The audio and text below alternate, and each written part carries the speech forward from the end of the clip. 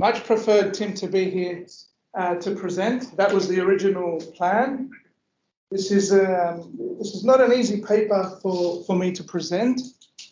So yeah, you guys know that it's a co-authored paper, and I just want to mention a little bit of the history of it. For me, this goes back 21 years when I was about to embark on an honours degree, and my proposal was, why did the Republic of Cyprus collapse in December of 1963? I went off to Cyprus and changed my mind about doing that project, and I went back and did the Macmillan government, last years of the Macmillan government before Cypriot independence. I then embarked on a PhD and deliberately did not pursue the period of 1955 to 1974, the period of mass violence, because by that point in time, I already knew too much, and I did feel fear, and I did feel that it wouldn't be wise to pursue a project on this. For example, I just spoke to my mum today to verify my memory of this exchange. In 1964, her cousin, who worked for people in the fields, he had a machine and he helped with the harvest. And an order came out that this Turkish Cypriot, whom he had been working for out in the fields, an order came out that if you found a Turkish Cypriot, that they should be killed. And while he was working for him, these unknown people, Greek Cypriots, came from elsewhere. He didn't know who they were. Brought the Turkish Cypriot down, took him away, and we now know that this person was killed. I knew about that at the time that I embarked upon my PhD, and I didn't want to get into these discussions at that time. But then, as I became a lecturer, these are the years that feed into the teaching more than the previous years, 1955 to 74, terrorism, ethnic cleansing, you name it. So this can feed into my teaching. So I needed to actually talk about these things and engage with them. So I sort of hid behind that and hid behind some commentaries. And then Tim came along and heard me talk about these things in lectures, and he wanted to do his honours thesis on 1963-64. And then after that, I sort of took part in a way, or not exactly a change of mind, but I gave a talk. I began to do separate research in 2016, and I gave a talk at Monash. And then we came together, I think it was last year, to begin to knit what we had both done together. And that is what I'll be presenting today. Our starting point is this intertweet, from Anita Dimitriou, the President of the House of Representatives. She's still the President of the House in the Republic of Cyprus. Is from last year. Translation of her tweet is, the 14th of August 1974 is a cursed day for our Cyprus. Attilas, which is the code name for the 1974 Turkish invasion, came to Famagusta and more food. We must continue to work for the freedom and reunification of our homeland, respecting the refugees, the mothers of the missing, and our heroes. And you can see the image that she has used, the photo that she has used. Now, the problem is, this is the problem. Problem is that this image has been used and abused over and over and over again by Greek Cypriots, including by officials. This is a photo taken by Don McMullen at Gaziverian, Cyprus, of Nechihan Olushum, a Turkish Cypriot woman who had just found out that she had lost her husband. This dates back 10 years to 1964. It has nothing to do with 1974. So part of our frame for this article, on the one hand, is the use and abuse of this image, and indeed others, but this one in particular, and how it is in part of Greek Cypriot narratives, official narratives, to do that and to deny what actually really happened here. You would be familiar, I forgot to mention that the previous photo won World Press Photo of the Year in 1964. But you probably have never seen that photo, but you would have seen this one. 4 years later, this one won World Press Photo of the Year. I show you this only to highlight the importance of the previous photo in terms of both photography, but also in terms of world affairs at that time. So the official narratives, both sides, needless to say, there is the Greek Cypriot side and the Turkish Cypriot side, continue their rhetoric from the period, largely unchanged. For the Greek Cypriots, they claim that in December of 63, the Turkish Cypriots revolted. Now, the Turkish Cypriots were around 20% of the population. So they are a demographic minority. I use that word deliberately, demographic minority, because according to the constitution, they are politically equal communities. They are equal politically. They are not referred to as a minority.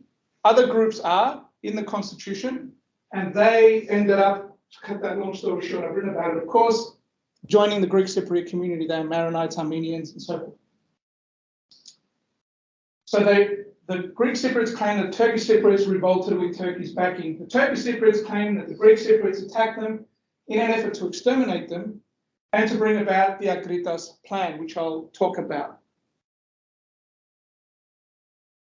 So recognition of what happened in 63, 64, and indeed in 67 is very limited publicly, particularly in Cyprus. One example that I will give, though, is Banikos Chrysanthou, who is a filmmaker. He has focused on exposing massacres and expulsions against Turkish Cypriots, in particularly the villages of Ios, Zomenos, and Potamia, which are in the Nicosia district, by Greek Cypriot paramilitaries in February of 64. And these are the documentaries and movies that he has done, 2 documentaries and a feature film.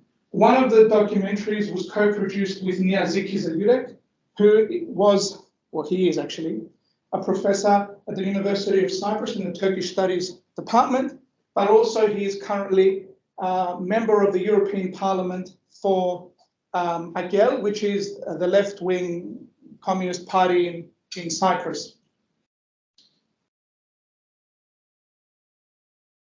I forgot to mention that his feature film was banned in Cyprus. Akamas was banned, even though it was the first Cypriot film to ever be filmed in Venice. Historians. Scholars mainly refer to the events of December of 63 to August of 64 as the intercommunal clashes, conflict, troubles, hostilities, very rarely as a civil war. In 2013, again in one of my guises of hiding behind commentary, I wrote this piece for the Cyprus Review, in which it was about the 50-year events of 63 to reflect back, I think, on those 50 years, and to call it a civil war. And I challenged historians to investigate. The only historians that we have found that refer to it as a civil war, or post-18 2013, is Heinz Richter, Sam Hardy, and Dasos Lamnisos, the latter two reference my previous article, essay from 2013. There hasn't been any systematic study. So the significance of what we want to do is to challenge the official narratives, which is necessary in our view for reconciliation. Needless to say, Cyprus remains partitioned. There is no reconciliation even on the horizon at the moment. We need to also, the other significance is that we need to define and label this as a civil war. As I say, it's necessary for reconciliation as it recognizes both sides as perpetrators and victims, and necessary for scholarship for the purposes of education. I mean, we don't question, I think I'll leave it at that, that we call what happened in World War II the Holocaust, or we don't give other labels to it. We don't give other labels to other events either. We call the Greek Civil War the Greek Civil War. We call the Spanish Civil War the Spanish Civil War. Why do we call this the intercommunal clashes? When, as you will see, it has the features of a civil war. And also, the last thing is we critique the Civil War studies, offering new insights into being more inclusive here, which was really Tim's thesis. And I move to that now. Correlates of war, with the unfortunate acronym of COW, established by the political scientist Joel David Singer in 63 and expanded with Neville Small, published in 72 and updated in 82. The key feature is that a civil war must reach a threshold of 1,000 battle-related deaths in a calendar year. Now, this idea continues to largely dominate Civil War studies. Now, Nicholas Sambanis criticised this, the CAL, for excluding civilian deaths and referred to the Dhofar rebellion in Oman between 65 and 76 for not reaching 1,000 battle deaths in a year, yet he believed it should be called a civil war. Sambanis is the only Civil War studies scholar to list the Cypriot Civil War, sorry, I left that out, in 63-64. The difference is that he counted it as 1,000 deaths. Now, there wasn't 1,000 deaths in a calendar year. It started in December of 63. Interestingly, probably there is 1,000 between 63 and 67, as we will see. Sambanis, by the way, has 1,300 Google Scholar citations for just one article, this one, about what I'm talking about now. That's a dream, isn't it? Or a delusion. Our critiques. Okay, so the death threshold prejudices against low population states. So Cypriot population in 1960 was just over 500,000, and if we had the results in 1,000 deaths, it would be equal to that ratio, as you can see. And if we applied it to the French in 63, you would get 83,000 deaths. Does that make sense? I hope so. It didn't make sense to me for a while, but now it does. But you could just think to yourself what it would look like for the United States, for Australia, and so forth and so on, right? So this is about proportion and taking into account the population. Factoring the wider suffering of the war beyond death is our other critique. So all forms of suffering as a direct or indirect result of civil war should be taken into account. This includes wounding, maiming, torture, rape, abduction, hostage taking, which is often a euphemism for being killed, displacement, dispossession, property damage, as well as indirect accidental or unintentional deaths. So we are saying that we need to move beyond just the category of death. And our last critique is factoring periods of inactivity, which I think also prejudices, not necessarily against small places, but against developing, I think, nations. So factoring periods of inactivity, meaning literal no direct fighting when no deaths occur, but when suffering continues in a state of Cold War. So we will talk about that in the Cyprus case, but the one example that we give several, but the one I'll give you is the Greek Civil War, where there are three periods, there are three phases to that. Sorry that it's cut there. But yeah, there are three phases to the Greek Civil War, yet we still consider it as one civil war. Our case in brief. Well, in Cyprus, the 1,000 death threshold is probably meant for the period of 63-67, but we're arguing that that isn't the point.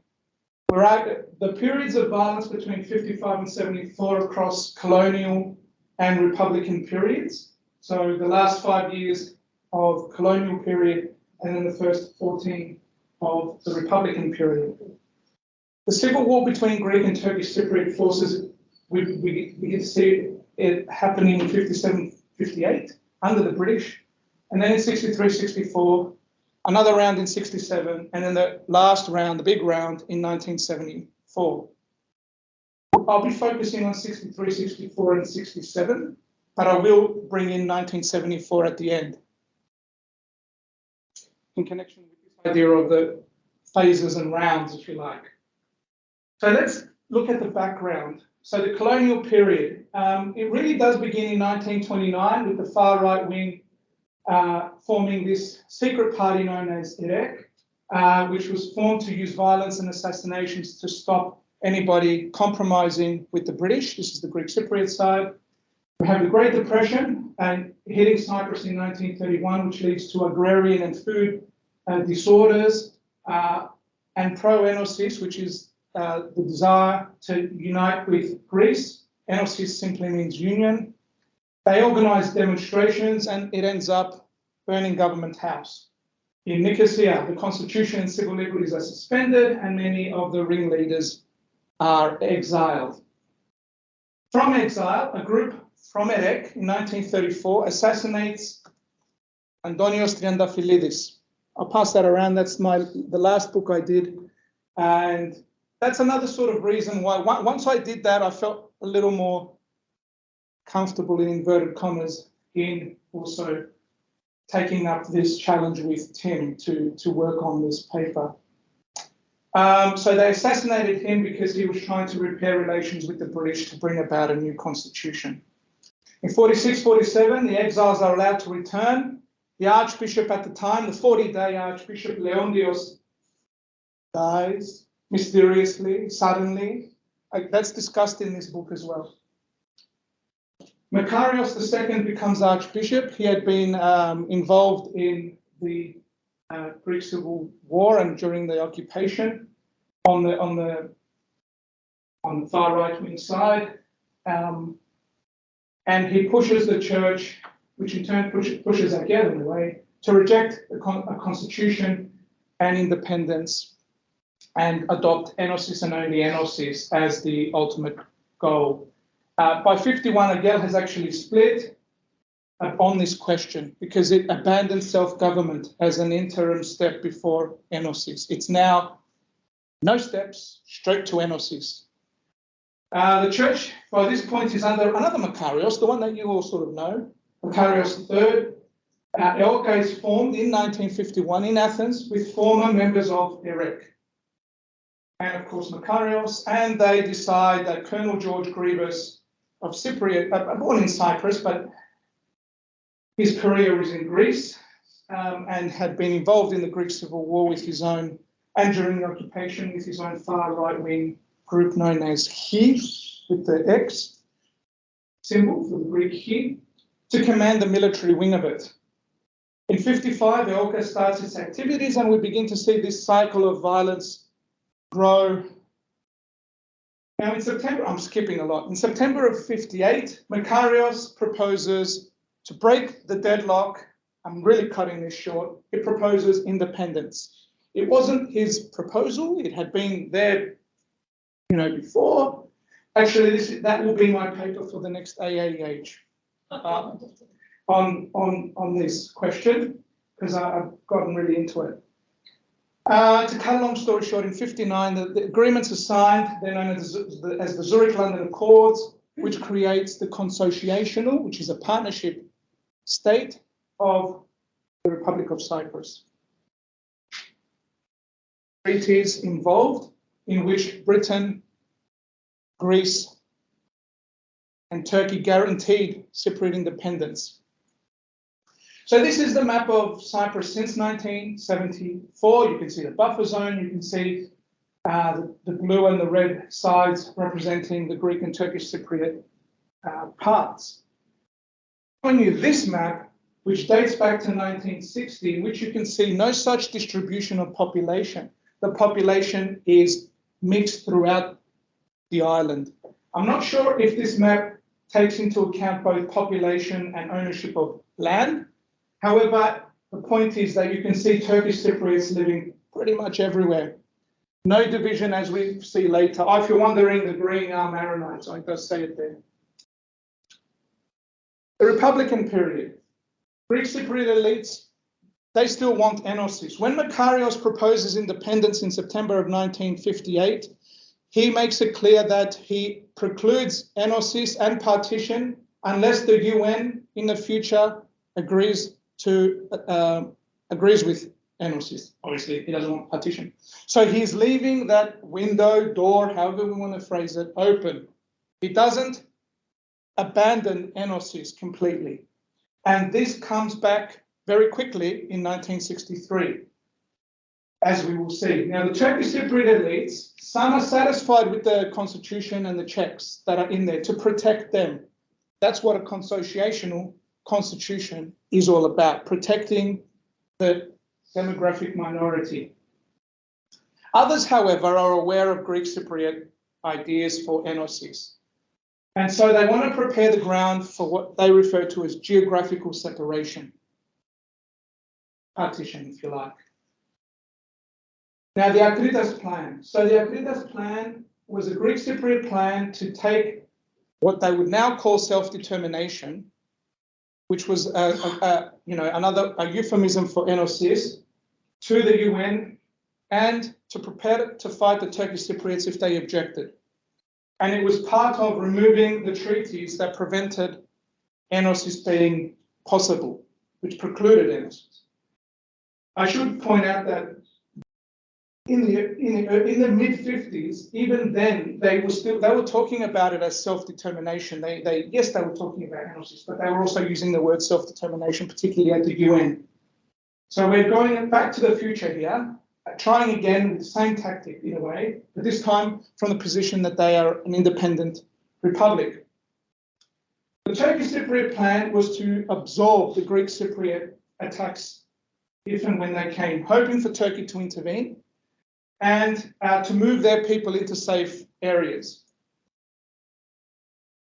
I'm just going to introduce you to some of the players here, the paramilitary groups. So the Turkish Cypriots is pretty simple. Between 56 or 57, they formed a paramilitary group that challenged EOKA.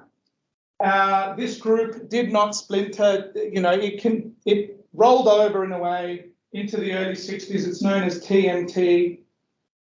Leave it at that. EOKA splinters into 3 paramilitary groups. The official one, known as Akritas, is led by the gentleman here who's about to kiss Makarios' hand, Oligarchos Georgagis. And the guy behind him, very young guy behind him, one of the youngest ministers I would venture to guess in history, I think he was 22, Tassos Paparopoulos. And the third person who was more the, he wasn't the hands-on sort of, he was more the intellectual side of it, Klavros Kliridis here. Akritas had about 10,000 paramilitaries in 63, 5,000 trained, 5,000 they were training.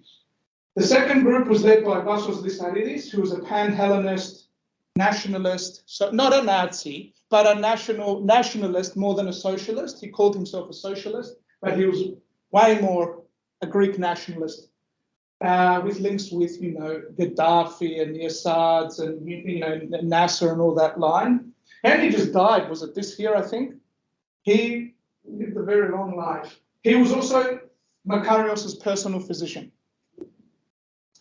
And Nikos Sampson, who I will show you, far right wing, his group was more like a gang of thugs than a paramilitary group, the way I see it anyway. So what happens in November to December of 63 that leads up to the violence? Well, on 30th of November, Makarios proposes 13 amendments. He knows that they won't be accepted. On the 3rd of December, Akritas blows up the statue of an EOKA hero, Markos Drakos, who died during the EOKA campaign. This is known as a false flag. They don't know it at the time. This creates tension and some instances of, violence. And then on the 6th of December, the Turkish Council of Ministers in Ankara rejects the proposed constitutional changes. I should have introduced Faisal Küçük, who is the vice president, a doctor who was a chain smoker. Figure that one out. Never seen him in a photo without a cigarette in his hand. He promises to reply to the proposed changes in the first weeks of January. Georgagis, in charge of Akritas, Georgagis here is positioning himself, he's the Minister of Interior, he sees himself as Rivas's logical continuation of what Rivas started in a way. He realizes, I don't want to wait until early January. They might be getting prepared to defend. So on the 21st of December, Akritas initiates a conflict. He cuts the phone and electricity lines to many Turkish Cypriot villages and quarters in towns. He closed the airport. And the actual clash which got things going was when it stopped the Turkish Cypriot couple They were going home after a night out in Nicosia. They were asked for their papers, which was not a regular thing that ordinarily you would do. A crowd gathered and the firing began. Meanwhile, Samson, who clearly also is in the know here, has attacked Morfita, which is a Turkish Cypriot quarter in Nicosia. So you can see here who had the upper hand in this first day. It was all done in preparation. I just want to shout out to Richard Patrick. Now, Richard Patrick was a member of the Canadian Peacekeeping Forces. He then did a PhD at that University of Waterloo in political geography. This book, we wouldn't be able to do what we are doing without this book. It was published posthumously. He died before 1976. Oops, I'm going to trip on that. Lucky I didn't. He died in the early 70s, and his department, in his honor, published this book.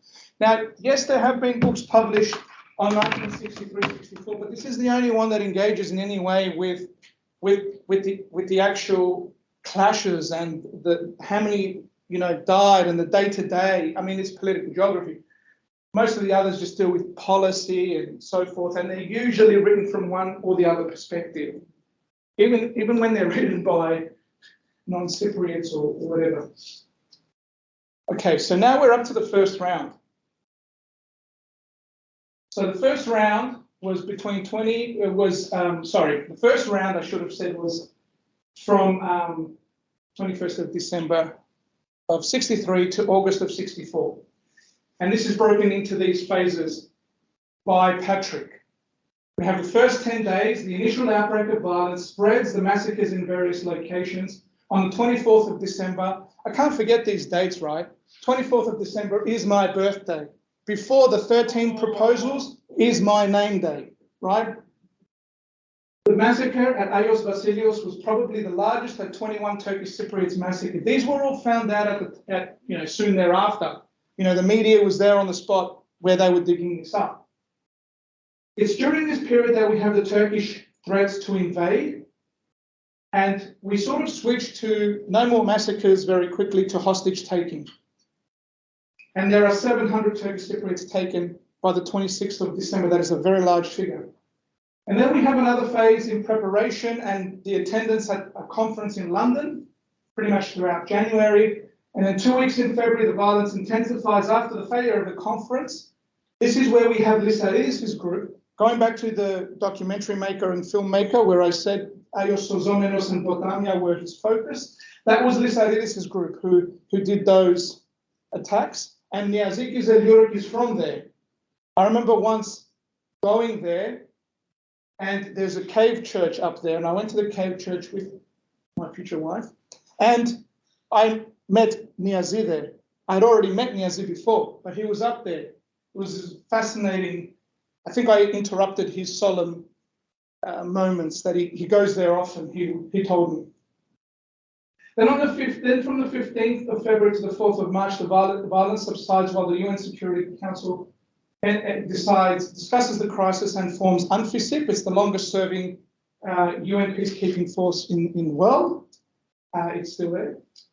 Between the 5th and 26th of March, the violence intensifies as both sides try to expand their positions before UNFICYP becomes operational. Then it becomes operational, but is unable to always stop the violence. For example, on the 29th of April, the Greek Cypriots secured the Gdynia Pass, which is between Gdynia and Nicosia. And it's only then that we begin to see some subsistence in the violence, but the climax was also in Famagusta.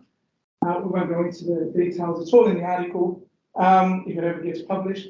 On the 14th of June to the 5th of August, we have another phase where the violence subsides after Grievous returns to head the National Guard. Grievous left Cyprus after the independence agreements and he went back to Greece.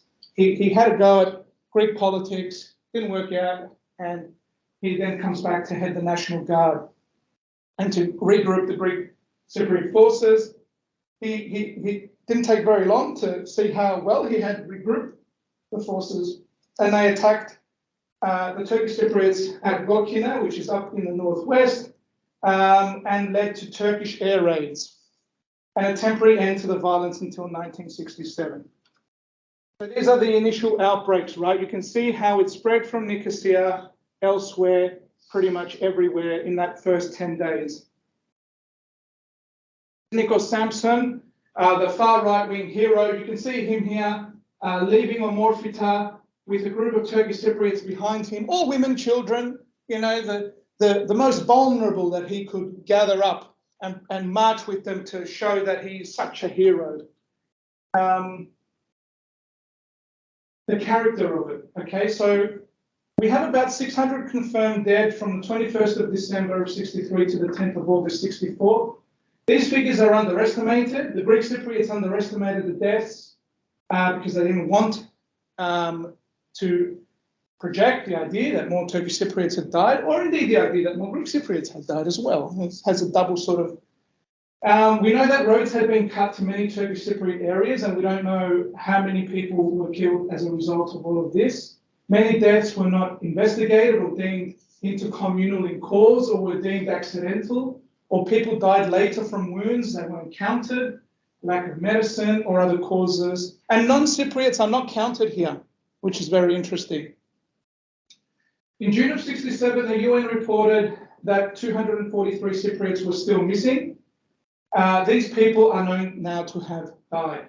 This brings the total to 840 for the period until June of 67. This doesn't include the round 2 that we will talk about in 67. Almost 30,000 Cypriots were displaced by the violence in 63 and 64, and 25,000 of these were Turkish Cypriots. 7,500 of the 25,000 Turkish Cypriots were dependents of missing persons. So 7,500 were dependents, most of whom never returned. 56,000 Turkish Cypriots, about half their total number, depended on emergency relief. The Turkish Cypriot enclaves, I'll show them to you later, were spread over 3% of the island's landmass. That's actually less, if that's accurate. That's less than the British bases. 23,000 of the displaced Turkish Cypriots remained in the enclaves until 1974. In September of 64, the UN report found that in 109 Turkish Cypriot or mixed villages, 527 Turkish Cypriot houses had been destroyed completely, and another 2,000 heavily damaged and could not be repaired. Here's a table on the displaced persons. So you can see here the percentages. The Armenians suffered because they settled in Nicosia mainly in the Turkish quarter, because they knew Turkish when they came in, whatever, 2021, 22.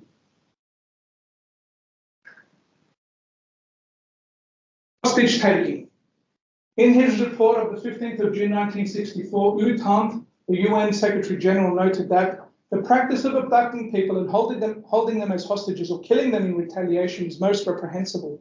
It has been employed by both communities, but because of the circumstances, to a considerably greater extent by Greek Cypriots. The taking of hostages is prohibited by international law, and the killing of hostages is a universally recognized war crime.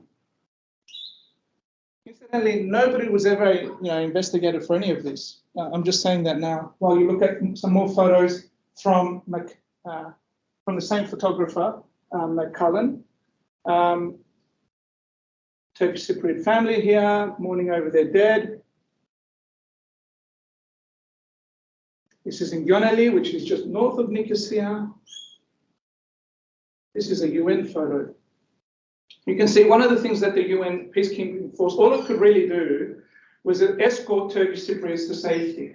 That was the number one sort of thing that they did. They couldn't prevent the fighting. Life in the enclaves between August of 64 and July of 67, and really until 1974, Greek Cypriots blockaded these, meant that many essential products could not be imported into the enclaves, including building materials, cement, iron, electrical equipment, batteries, timber, large bags, car parts, fuel. They believed that these could be made into bombs or whatever.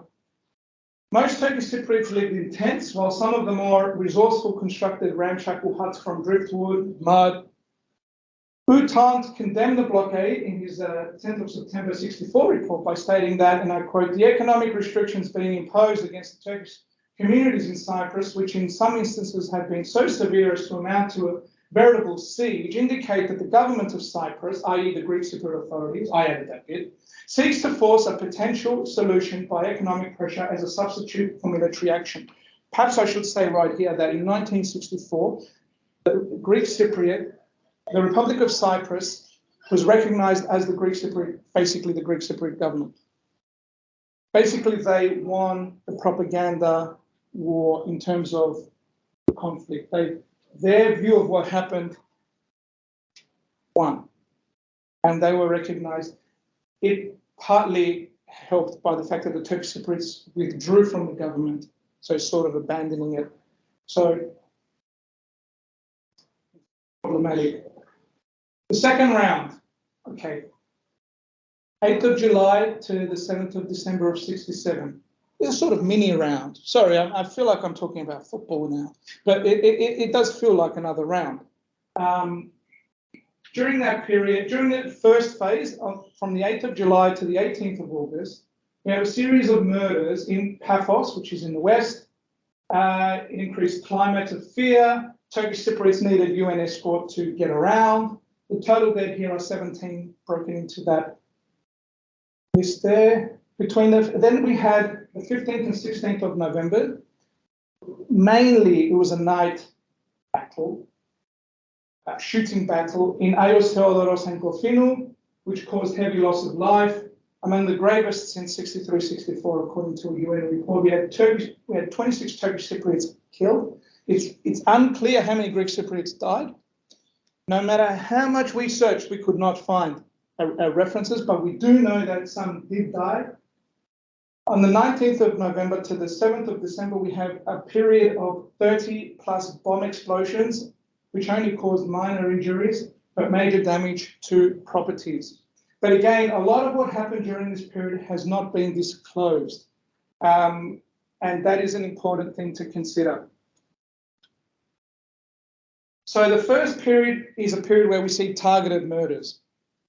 The second one, in that brief period in November, was random shooting. Whatever moved, they shot at. And then the bombing of buildings and infrastructure in that last period. As I said, many dead and missing have not been disclosed, especially on the Greek Cypriot side, because they don't want to advertise that they had casualties. Grievous was in charge at this point, but he was soon to be shipped back to Greece. This totally misfired for the Greek Cypriots. I should point out that by this point in time, the Greek military dictatorship is in power in Greece from April of 67. The missing are unknown. The total confirmed deaths are 47. We are inching closer to 1,000 deaths for the period between December of 60, sorry, it should be 63 there, December of 63 to December of 67. We are inching closer. Now we return to the enclave period of suffering for the Turkish Cypriots. The majority lived there on the subsistence line. We also see developing an intra-communal violence between Greek Cypriots, pro-Makarios and pro-Grivas forces, which leads to the formation of EOKA B, which has links to a section, a coterie within the junta, which ends up removing the main junta, if this all makes sense. George Papadopoulos was the first strongman, replacing him with an even crazier person who was in charge of the torture and all that beforehand. So he becomes in charge, Ioannidis, and he's the one that's had these links with EOKA B, hence the coup that follows, which I'll get to. Now, there are no reported clashes between Greek Cypriots and Turkish Cypriots for this period. I don't know if that's true, if there are any isolated cases. A lot of the killings that took place were revenge killings. Going back to what I said earlier at the very beginning about what my mum said, find a Turkish Cypriot and kill him, basically. So these were revenge killings. It didn't matter who the person was. What mattered was to which group they belonged. So potentially we have a third round if we want to talk about this as one period of civil war, right? and that is the events of 1974, July, August of 74, which resemble those of a decade earlier, but differentiate because there is the Greek coup, which Makarios at that time called an invasion when he went to the UN, and the Turkish invasion, military intervention, which magnified the violence and suffering tenfold, as we will see, starting with the 15th of July coup by the Greek junta and LKB. They overthrow Makarios. They put none other than Nikos Samson as the head of the government. He boasted that for every year of his life, he had killed one Turk. Now, I don't know when he boasted that, but that's an important point, I suppose. But very, very nasty person. They overthrew Makarios. They killed members of the National Guard. And then 5 days later, the Turkish military intervened. I'm cutting this short because what's important is to follow, not the politics behind it at the moment. Now, the 14th of August, after the failed talks in Geneva, we have the second phase of the Turkish invasion. So the character of this 1974 round, 220,000 Cypriots were displaced. 155,000 were Greek Cypriots, 60,000 were Turkish Cypriots, 4,000 Maronite Cypriots, 1,000 Armenian Cypriots. They all abandoned their homes. They were displaced, including my mother. And then the official death toll is 1,613, broken down into this. And then 2,500, or a little over 2,500, were classified as missing. They've all, almost all of these have found to be dead. Even as we speak, they are finding people's remains. It's one of the only things that they've actually agreed on anything and cooperated on is this investigation. But it took decades, I should say. So the total killed is 4,166, just from this here. I should have shown this earlier. It should have come before. I'm sorry. This is a map in the book by Patrick of the Turkish Cypriot enclaves. And I need to explain, because it's not in color, that this black here, and this black here are the British bases. You're wondering what this little strip here is? That's just the road. They wanted sovereignty over the road, the British. I know this area pretty well because my family lives in this bit here. So the Turkish Cypriot enclaves are these here, these pockets here, right? Look, if it's not 3%, it's 5% of the island. There's not a big difference, right? But you can see here that what we're talking about, it's very dire for that community. It was very dire.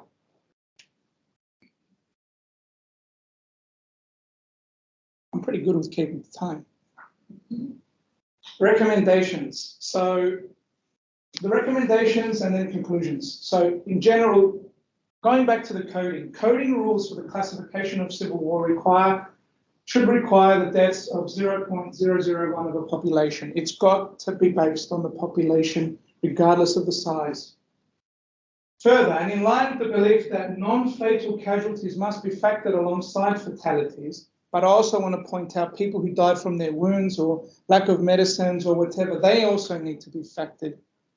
But in terms of non-fatal, we need to be looking at that data. And a separate criterion of casualties should also be applied of 0.01 of the population is suggested. At the same time, the qualitative features of civil war must be factored in and given equal consideration. And we must also consider the stop-start nature of civil wars. Do we consider the period between December of 63 and August of 74 one period of civil war despite the breaks? Do we consider just December of 63 to December of 67? How do we consider these things when it is just simply different phases after a break? Or as I've called it, rounds. Now these conclusions you can see some of the conclusions inherent in our recommendations, But in terms of Cyprus, the fighting and suffering as a result of conflict from at least December of 63 to December of 67 should be classified as a civil war, and possibly, again, I've made the mistake there, it should be December of 63 to August of 74. Deaths is one measure of a civil war, but other forms of violence and suffering must be considered for classification purposes. Cypriot recognition that both sides suffered the deep scarring from civil war can help to erode the official nationalist histories on both sides, which dominate their narratives, and not just dominate their narratives, but dominate the understanding of what happened amongst both populations. And the coming to terms with a violent and traumatic past is a crucial step in the reconciliation process, which after, we are now approaching next year will be 60 years from December of 63. And in 2024, we will be 50 years from the events of 74. We are well and truly generations past, several generations from these events, yet there has been very little in the way of at least official acknowledgement and moves for reconciliation. There is a strong NGO presence in Cyprus, but that hasn't really penetrated the official circles and the majority of the population. And I think that the presidential elections coming up next year with the three main candidates sort of reflect this. I'll leave it there, I think. Thank you.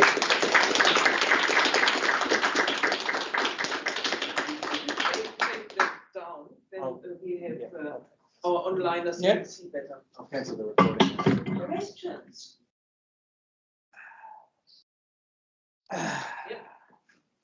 Just